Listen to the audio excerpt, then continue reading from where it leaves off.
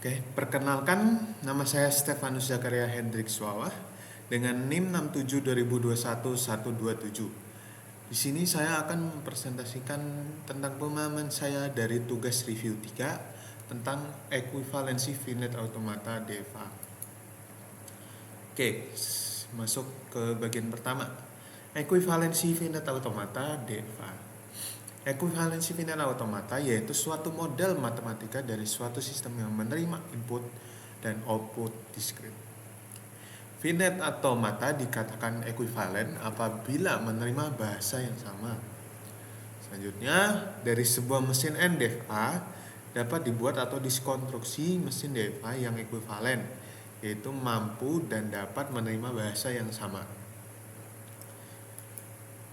Konstruksi DFA dari NDFA. Suatu NDFA adalah sistem yang terdiri dari key himpunan state, kemudian abjad himpunan simbol input atau masukan, kemudian relasi transisi, kemudian state awal atau initial state, kemudian himpunan state akhir atau final state. Selanjutnya, bagaimana sih langkah-langkah konstruksi DFA dan NDFA? Ada 3 cara. Yang pertama, membentuk relasi. Yang kedua, membentuk NDFA baru yang ekuivalen dengan NDFA. Kemudian membentuk DFA yang ekuivalen dari NDFA yang baru. Kita masuk ke penjelasan pertama. Di langkah pertama, bentuk relasi ini. Untuk setiap Q1S, Q2, dan seterusnya, maka jika Q1S, Q2, dan S lebih kecil sama dengan 1, maka kita simpulkan bisa jadi seperti ini. Kemudian jika Q1S, Q2, dan S lebih besar 1, misal S sama dengan A1, A2, A3, A4, maka ditambahkan state baru. State barunya berupa P1, P2, P3 pada key aksen awal sama dengan key, sehingga Q1, A1, P1, P1, A2, P2, P2, A3, P3, dan P3, A4, Q2. Kemudian di langkah kedua, bentuk NDFA baru. NDFA baru yang ekuivalen terbentuk dengan komponen.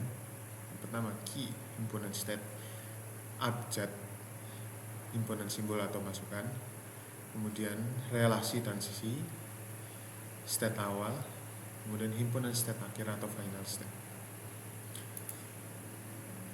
Masuk ke langkah 3, bentuk DFA NDFA baru.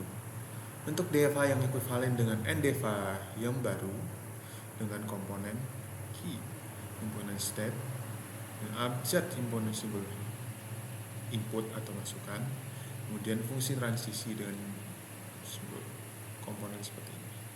Kemudian S state awal, F himpunan state akhir final state, didefinisikan sebagai berikut, seperti ini. Di mana E dalam kurung X sama dengan P di aksen X ini, kemudian ini sampai yang terakhir.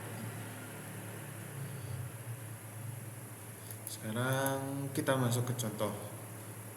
Diketahui suatu NDFA dengan 0,1 Q A B C D S A, F nya final state nya B, D. Relasi transisinya seperti ini. Kemudian bentuk DFA yang ekuivalen dengan NDFA tersebut. Diagram NDFA-nya seperti ini. Kemudian konstruksi diagram NDFA ekuivalen. Di sini kita menambahkan state. Pertama P1, P2, P3 dan P4. P1 di sini, P2 di sini, P3, kemudian P4. NDFA baru yang ekuivalen. Hasilnya akan seperti ini. Dan relasi transisinya seperti ini. A1, P1, P1, 1A, A, 0, C, A, D, sampai terakhir seperti ini. Kemudian bentuk DFA dari NDFA baru yang ekuivalen seperti ini. Contohnya, tentukan EX EA C D nomor awal A B C D C D seperti ini. Sana E kurung buka B B E kurung buka C C B C E kurung buka kurung tutup D D P1 P1 P2 P2 E P3 P3 E P4 P4.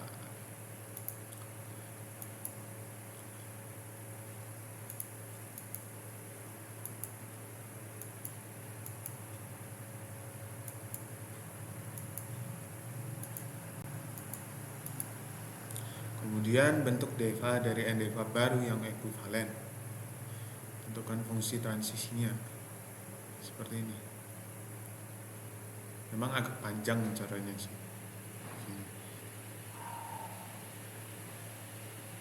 Kemudian nanti akan terbentuk namanya gambar diagram DFA ekuivalen berdasarkan fungsi transisi.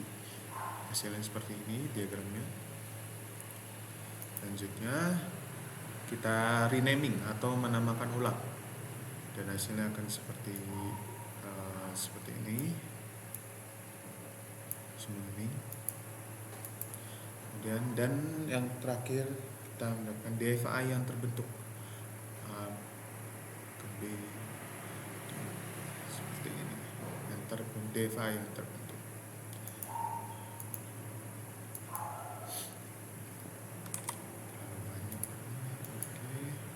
DFA baru yang terbentuk 0,1 A B C D E F, relasinya A, relasinya A, B. Relasi transisinya A, 0, B, A, 1, C, B, 0, F, B, 1, D, C, 0, E, C, 1, A, D, 0, E, D, 1, F, E, 0, F, E, 1 kurung tutup A, F, 0 kurung tutup F, F, 1 kurung tutup F. Selesai. Ini hasil relasi transisi yang terakhir, DFA yang terbentuk. Oke, sekian presentasi dari saya. Jika ada kekurangan mohon maaf. Terima kasih.